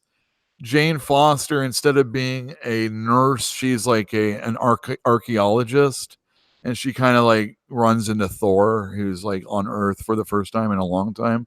You mean and like the art on that? Oh, you know what? That might not have been Sanford Green though. That might have been Samney. Yeah, I think I'm screwing that up. Nonetheless, Bitter Root. Yeah. Look at his art though. Look at Sanford Green's art. That's awesome. Look at these monsters attacking these people. And they're kind of like, I think they have like certain people have like a little bit of powers. And, there's like witchcraft and, kind of like voodoo type stuff. But I thought it was pretty cool. And they're all like trying to protect, I think it's like Harlem. I could be wrong, but I think that's what we're looking at. Anyhow, I've been waiting for this for a while. Look at that over. Yeah, it was pretty exciting when I heard that Black Hammer and Justice League were going to have a nice little mini series. Is that Tom all Strong on the left? I'm sorry, what? Is that Tom Strong on the left? No, that looks like Clark Kent on the left. They are the same person. Well, I mean, how can you tell them apart? Tom Strong, I don't think does the spit curl. Okay. But other than that, they're yeah, you're right. Well, I mean, the thing is like we've got an archetype in Clark Kent. I mean, he's been around since the 30s, and Tom Strong is a character that's obviously being created with the pulp, era in mind. So him looking somewhat like Clark Kent is, it's I mean, that's an apparent thing that that Alan Moore is usually working with. He likes the things from the past. He likes it's obvious. Yeah, you're right. But seriously, Clark Kent. Clark Got Kent. Cyborg. Anyway, I heard this wasn't good, so I'm really scared to read it. But I'm hoping it's still good. Who did you hear it from that it wasn't any good? I forget. I think it was a podcast I listened to. Maybe the Comic Cast pod guys. They almost like everything. So I don't know. Maybe it's like, oh, it's just the first issue and it's not like totally captivating. But I'm gonna trust Jeff Lemire. I'm gonna go all the way through. It's 6 issues. That art looked fine in it. Yeah, I'm hoping this is good. The only thing I'm having I think that might be a problem is that it it's like your Black Hammer universe. You have characters that are things that are elements of DC characters or things that are elements of Marvel characters or other characters, and now they're actually in the same story as the DC characters. Hopefully that can be explained away properly so that we don't have to worry about it later on. Hopefully it's not something that I can't get past and then read Black Hammer, and it might not be forgivable after a while. That would be a bummer. That would be a bummer, but hey, isn't that exciting to find out what's going to happen? Yeah, sure. Absolutely. Avengers comes out tomorrow. Yay. We got Mephisto here. I think that's specifically dealing with Robbie Reyes and the Ghost Rider. At the end of the last issue, if I remember correctly, he was the big bad villain that Robbie's been talking to. Jason Aaron. There's some guy named Masters doing the arts, not the normal people. Let's see who it is. It's Jason Masters. With a name like that, it should be good, right? What do you think of that Captain America there? Pretty good. What'd I say about nationalism? Oh, stop it. There's a lot of people sitting in a spa. All right, cool. Anyway, Avengers. And then there's a few trades I want to tell you about. Okay? You ready for that? Yeah, I'm ready. Boom. Books of Magic, everybody. Harry Potter. Harry Potter predates Harry Potter by at least a year. And when you consider all the art that had to go into making it, I bet he's probably like 6 months or another year on top of that. So doesn't mean that she didn't see it. And that too. So Neil Gaiman's name is first and foremost. He has nothing to do with it. Okay, there you go. Cat Howard's the writer. Tom Fowler's the artist. And I don't care. Tom Fowler is a really good artist. I like him a lot. So Neil Gaiman has nothing to do with it? Oh, I'm sure he's like, wouldn't it be awesome if we took Timothy Hunter back to school and then he had to deal with all this, and this? Is that a Glenn Fabry? Was that a Glenn Fabry page? I doubt it. Go back to the page where his eyes were gleamed out in the glasses. It was just a cover, so who cares? Is that Glenn Fabry? No, it's not. Okay. Glenn Fabry doesn't look anything like that. Really? Yeah, nothing like that. So here he is. He's back in school, everybody. So if you've never read Tim Hunter, this is a good introduction. It works with the whole Sandman universe thing that's going on right now. Like I said, it has really good artwork in it. I only read the first issue. This kind of suffers like the Buffy series that's coming out through Boom right now. The Buffy series is going back to high school. Do you want to read Buffy stories with her going back to high school, Lowell? Is she a teacher? She is a student. She's back to being a high school student.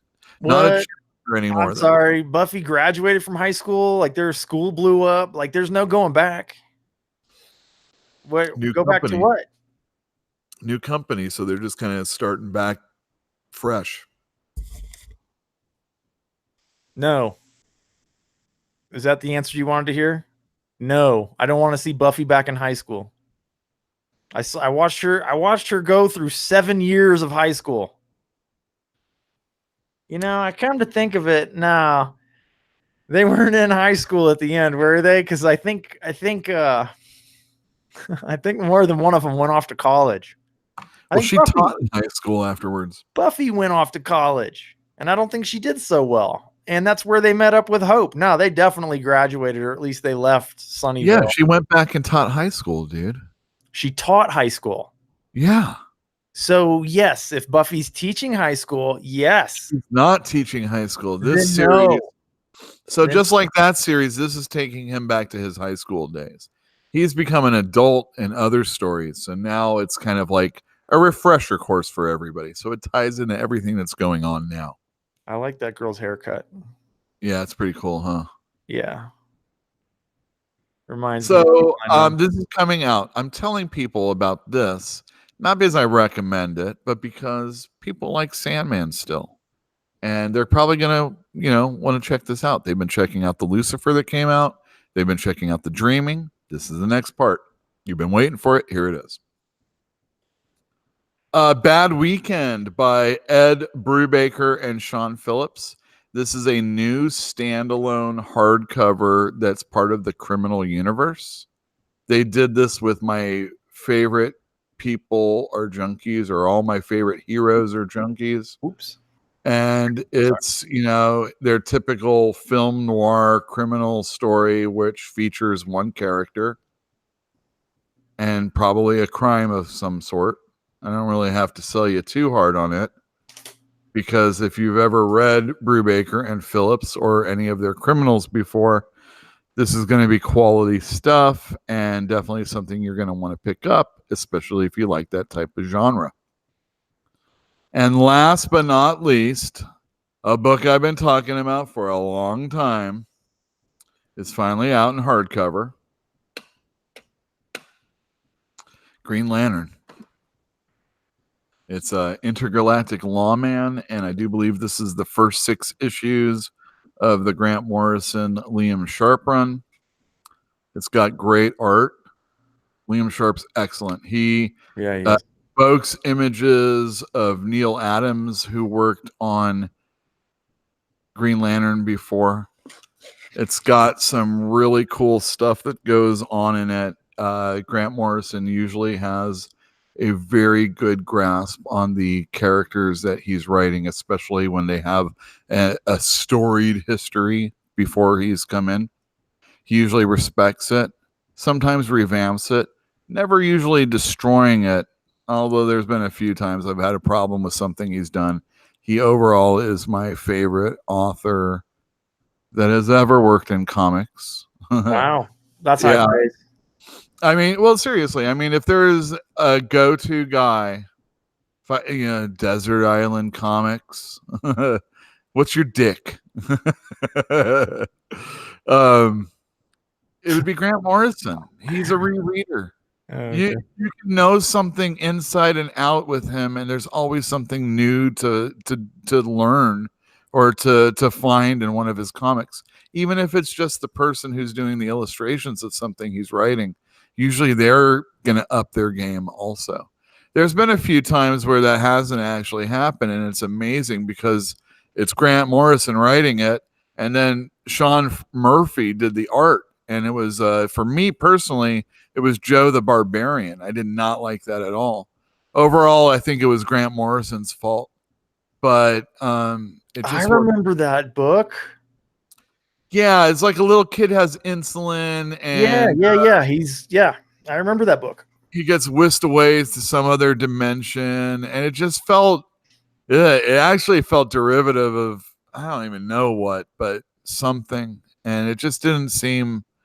Maybe I'll go through that one time in the future. I mean, like I said, I assume it was collected.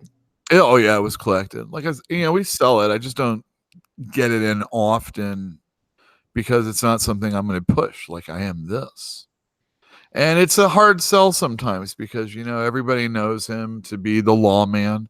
He's definitely more conservative, and not everybody wants to read about a superhero that's, law abiding, right. A cop, Yeah, essentially, yeah. There's some wacky stuff that goes in here, including Hal Jordan basically becoming a cop killer. No, not a cop killer. What's the, when you kill your convict, but anyway, he's a cop who kills. He's a jerk. Oh, you mean he's a judge, jury, and executioner? He's he did an ALM, Alien Lives Matter type situation, And there's a whole reason. Judge Dredd. That's what he did. The Judge Dredd, I like him. He'll, I mean, he definitely will, you know, do someone in. But a lot of times, if it's like, oh, you know, you jaywalked, he'll give you, he'll say, turn yourself in. If you don't, I'll know. He'll come after you For jaywalking. For jaywalking or littering or something like that. What a jerk. Yeah, oh man, this is just a really super fun series. And again, the artwork is fantastic. It's got all sorts of aliens and different, you know, scenes and fantastic stuff that you're not going to see in most other comic books. And like I said, it's kind of a hard sell with the character of Hal Jordan. Like he's very rigid and very tight, but I think Grant Morrison does a good job making him seem a little bit more fun, and the stories are just so wacky. Like there's God basically steals Earth, and yeah, it's so good. Yeah, you should check this out. So if you're not reading Green Lantern, so I can't see the lantern in his hand. I know it's there, but I can't see it. Right? Yeah, that's right. And like my sensibility, I want to see Green Lantern, but instead of a lantern, I want to see a head hanging by the hair, and I want to see the eyes beaming out that green light. Like, what if the first Green Lantern was actually a head? Like, what if it was what's that green girl's name?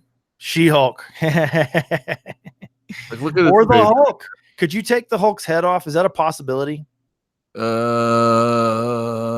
be tough, man. I mean, I guess it's a possibility. But I mean, is it possible? Could you do it? Well, not me, no. Okay. Well, if there was a green beholder and you can get home, it'd be neat. I think that'd be pretty cool. Yeah, so there's him talking to one of those black stars. And yeah, it's a good book. I like it. It's all in space. Did he get into the black stars? Well, yeah, that's what that murder was all about. What a jerk. But I won't tell you anymore. But yeah, Green Lantern. That's my my big pick of the week. I got a lot of them, so I gotta sell them. You just like his muscles. Oh yeah, man! Look at that! Look at that! Crazy.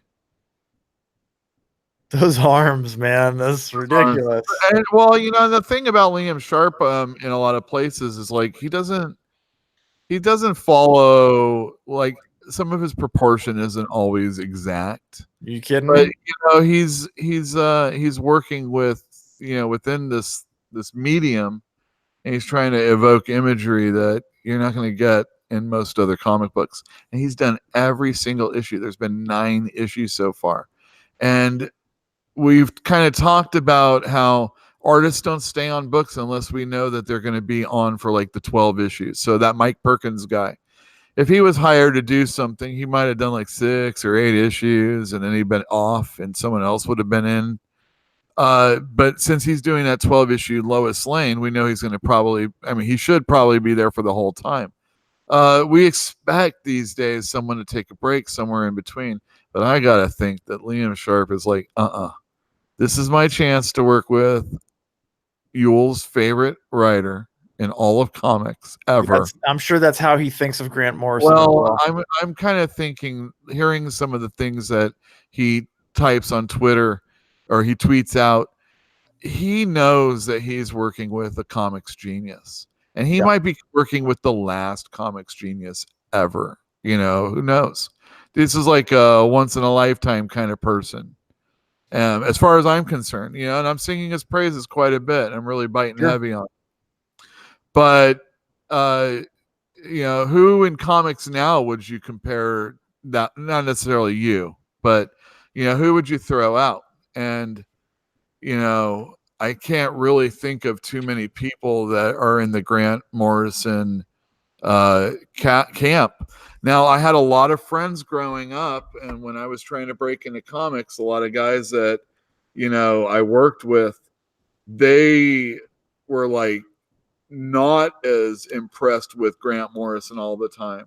You know, he's full of himself, or he thinks mighty of himself, or he's very well read, so he wants to show you how well read he is, and that kind of stuff.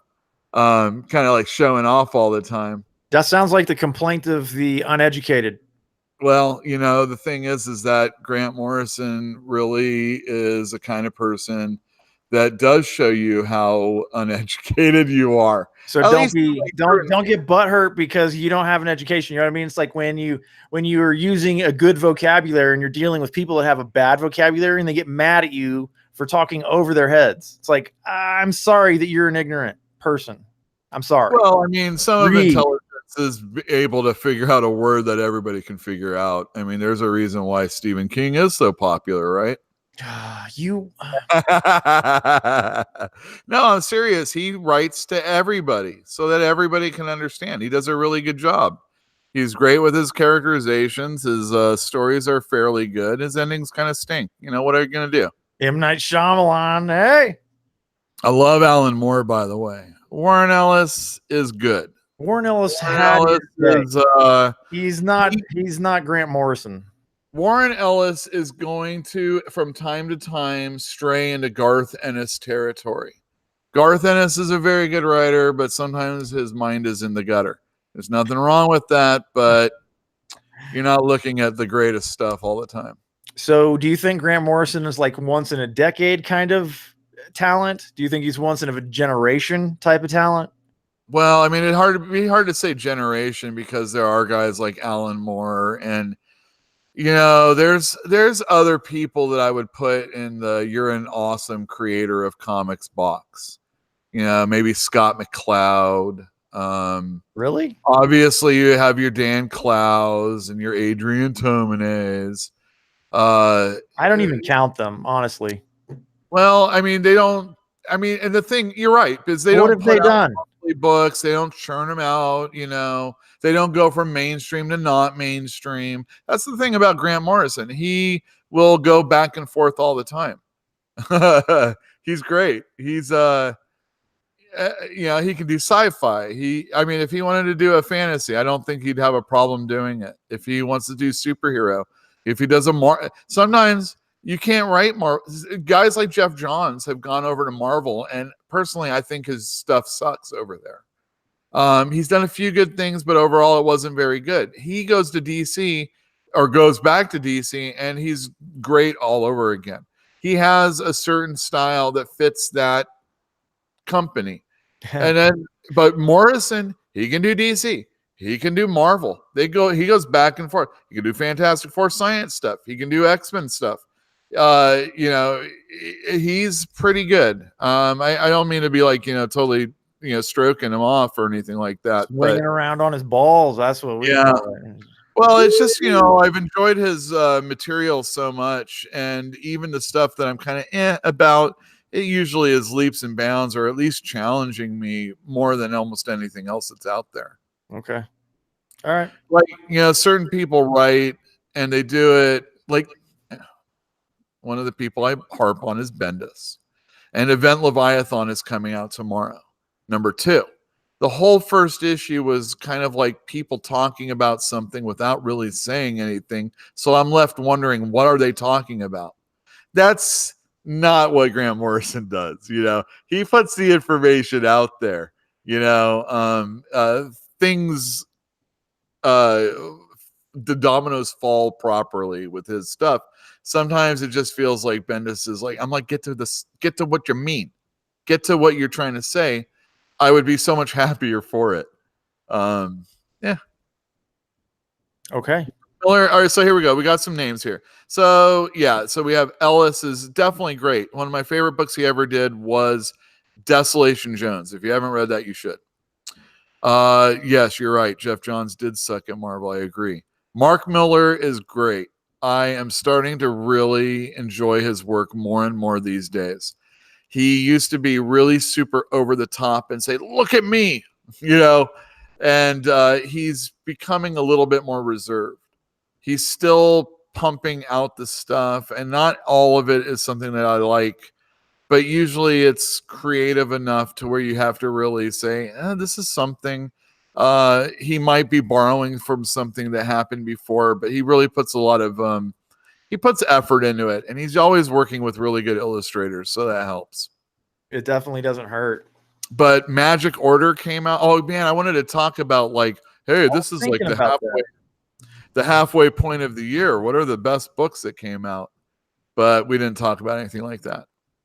Maybe we can do that for next year or next week. Yeah, let's do it next year. I got you. Next year, yeah. But Magic Order, that was very good. I like that one a lot. Was it a limited series? Yeah, all of his are limited series now. Okay. He's only doing this stuff so that it could potentially be a Netflix something. You know, and I can already see how that's going to get cast, and I don't like it. I don't like how they cast on Netflix these days. Yeah, well, as long as they get the main daughter from Magic Order correct, I should say. I think that's all that you really need. All right. Brian Azzarello. I have never really been a fan of Brian Azzarello. Ellen. Forget it. No Ellen Page, man. Get out of here. Continuum. Brian Azzarello, didn't he do DMZ? I read some of that. That was pretty good. He did a Western, which was about like coming home after the Civil War. I shouldn't say Western, but you know what I mean. So it's a retelling of the Odyssey. I couldn't tell you. Go on. I'm just trying to derail you, but it's pertinent. Neil Gaiman is awesome. I totally agree.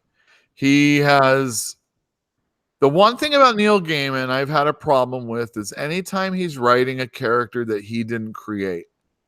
He started with Sandman when he was supposed to do the Wesley Dodd character, which was the guy that puts people to sleep by shooting the smoke gun. He wore the mask and everything. Neil Gaiman was like, oh, maybe I could do this instead. And, he tweaked the Sandman character, which is obviously DMZ was Brian Wood. Yeah, you're right. The Sandman is way better than what it probably would have been. Although I do recommend Sandman Mystery Theater, which is about Wesley Dodds. Neil Gaiman did a Riddler short story for like Secret Origins. Excellent. Matt Wagner did the art. Excellent. He also wrote a Swamp Thing story. No, a Hellblazer story. That one was kind of boring. But Hellblazer back in those days was kind of boring anyway. Are you trying to talk up Neil Gaiman, or are you trying to talk him down? No, I'm getting to it. He did Eternals for Marvel. It was okay. Marvel 1602 kind of stunk.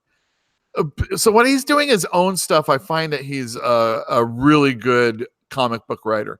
And as far as like crafting a story, I think he does a really good job. He just doesn't really do it so much when he's doing characters that are already established. When he gets to his novels, I think all the art that he puts into his comic doesn't translate into novel.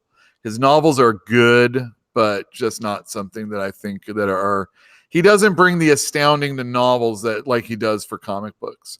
And I think it's a real shame that he doesn't write more comic books or has no passion to. Well, he probably will write wherever the money is. You like 1602? It was just like, oh, look, this is a French Peter Parker. I'm sorry, Peter Parkour. And I don't know. It was just stuff like that. It was kind of lame. Also, I don't like that Isanove who did the color illustrations. Okay. Yeah, anyway. I mean, it was a good story. It just wasn't my favorite thing. It's like, oh, Neil Gaiman's going to come to Marvel and he's going to do the Marvel. I can't wait. And they're like, oh, 1602. It's just a what if story. And I don't like what I got into it. Well, not got into it, but I was on the Comic Cast podcast on YouTube this Sunday. I was saying how I don't like Elseworlds and what if stories. And someone said, oh, you'll need some clinical help. But it's just like, if the stories were so important, then they would have told those anyway. I don't need to know what if. What if Aunt May had that mole removed in issue 32? Who cares? It didn't happen. It doesn't matter. She still has it to this day. Aunt May. She's so hot. She is now. She's extremely pretty now. Was her name Marissa Tomei? That's the one. Good Lord, she's beautiful. My favorite, before we end, I do want to say something. My favorite Brian Azzarello was the only Flashpoint miniseries tie-in that I thought was good. And that was him and Rizzo on the Batman story, where basically it was Martha Wayne that was the Joker because she couldn't handle the fact that Bruce Wayne got killed. And so Bruce's father became the Batman to fight his wife. That's pretty cool. Wow. Yeah. So that was pretty neat. There you go. Yes, very good. I did love something that Azzarello did. He also does my brother's like, I don't like his writing, but I think he does dialogue very well, even if it's kind of stereotypical characters. There's nothing wrong with that because you're just trying to get a mood and an idea across. And I think he does that aspect of his writing is very good. Oh, yeah, and Azzarello was involved, going back to hating him. He was involved in the writing of the Killing Joke animated series, and in that series, in that story, or I should say movie, whatever. So they're adapting the Killing Joke, which was Alan Moore, Brian Boland, and in that story, Batgirl gets shot, or I should say, Barbara Gordon gets shot in front of her father, and then basically Commissioner Gordon's kidnapped and put in very compromising positions to drive the importance of Barbara Gordon getting shot by the Joker any more than the fact that she teams up with Batman and his Batgirl.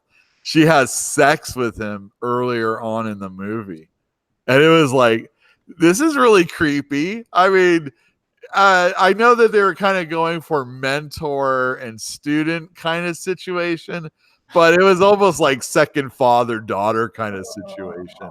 And it was like, I don't think that's the way to go.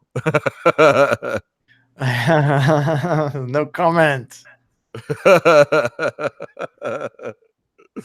Yeah. So that was something that happened. Anyway, there you go. Oh, well, Doctor Strange. Yeah. Well, Clea's worth it. She's an alien from another planet. So, you got to do what you got to do.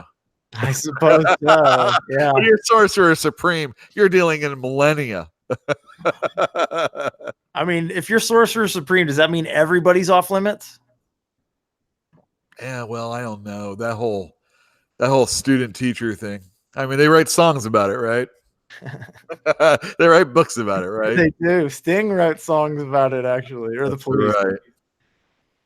Oh, dirty, dirty, dirty old man. Anyway. Anyhow. Son of a bitch. Bruja likes it when we cuss. Oh, very good. And say stuff like swinging on your balls and blah, blah, blah, blah. Swinging on my balls. Swinging on Grant's balls. I've never met him. When I was working in Colorado, there was this guy that I knew who was from some town south of Chicago, about an hour. So he's a little bit rural, but he's still, whatever. Proximity to a big city has an effect. Anyway, he would say stuff like that. Like whenever you were like into somebody, he'd be like, "Oh, he was swinging on his ball." such a good phrase, because it just looks ridiculous. Like if you picture it, it's just ridiculous.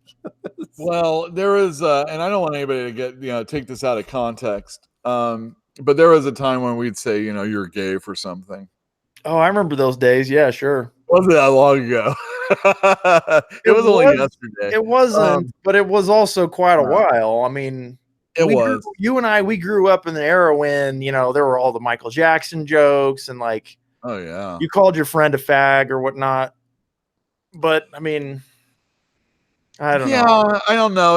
It didn't seem like I was saying, "Hey, you're a homosexual," or that it was even a bad thing, right? Yeah, and I mean, yeah, there were definitely Richard Gere jokes and all that stuff, but it just I don't know. It didn't have that same connotation, and I understand that you're listening to it and you hear it that way. So I gotta like really curb what I say, and I'm older, and I don't want to deal with it all. So you don't do it, but it wasn't meant just like it wasn't meant to that way. Well, it's intent, right? Right. It's intent, but they say that perspective is more important. And I ask, if that is true, then whose perspective is more important? Because I have one. So do you. Well, if you're trying to operate in society, I guess it's theirs. Do you mean polite? Why is it always theirs? Why is it always theirs? It's always they. It's always whoever is outside of you. So all that's going to do is make it possible for people to, whatever, man. It's well, just, I mean, the thing is like, are you being a doormat by doing it, or does it hurt you to do it? I mean, is it really putting you out? Maybe it is. Maybe you don't like being honked at. Well, I mean, like, if there's some question, like, if you're actually offended, by something that I've said, sure, fair enough. But don't pretend that you're offended in order to correct some behavior that you view as a slight with your perspective. Yeah. Don't do it. Don't do it. Do they say anything after Bill and Ted hug? Do they say like no homo or something like that? They wouldn't have said that. No, that's way too modern. Well, I'm just as an example. I can't remember. We just saw that the other day, Jill and me. I did not, so I don't know. Well, I mean, hey, it's just Bill and Ted. I remember that Michael J. Fox scavenger hunt movie, by the way. I just don't remember. What was that, like a Disney movie, I think? Or maybe it was a Canadian production. I can't remember. But yeah, I do remember that. That was like his first movie, I think, too. He was young. Michael J. Fox?